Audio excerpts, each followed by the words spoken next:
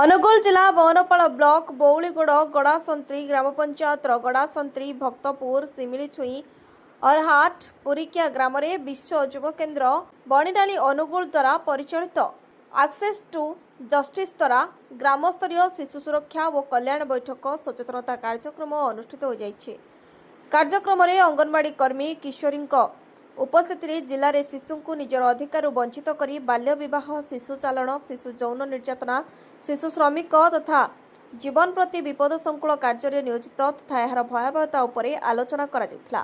ବାଲ୍ୟ ବିବାହ ତଥା ଶିଶୁଙ୍କୁ ଶ୍ରମରେ ନିୟୋଜିତ କରୁଥିବା ଲୋକଙ୍କ ପାଇଁ ଭାରତୀୟ ଆଇନ ଅନୁଯାୟୀ ବାଲ୍ୟ ବିବାହର ଦଣ୍ଡବିଧାନ ଓ ନିୟମାବଳୀ ଏବଂ ପ୍ରତ୍ୟେକ ଶିଶୁର 4ଟି ପ୍ରାଥମିକ ଅଧିକାର ବିଷୟରେ ଆଲୋଚନା କରାଯାଇଥିଲା।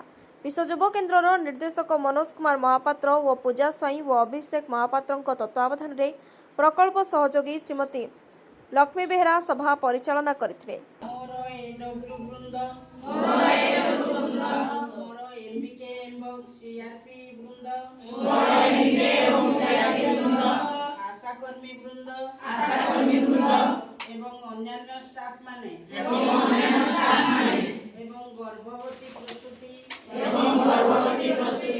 किशोरी बालिका आज भगवान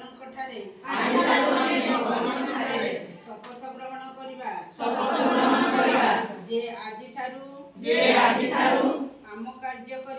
आम कार्य जाए आमे पूर्ण सत्यता सहित आम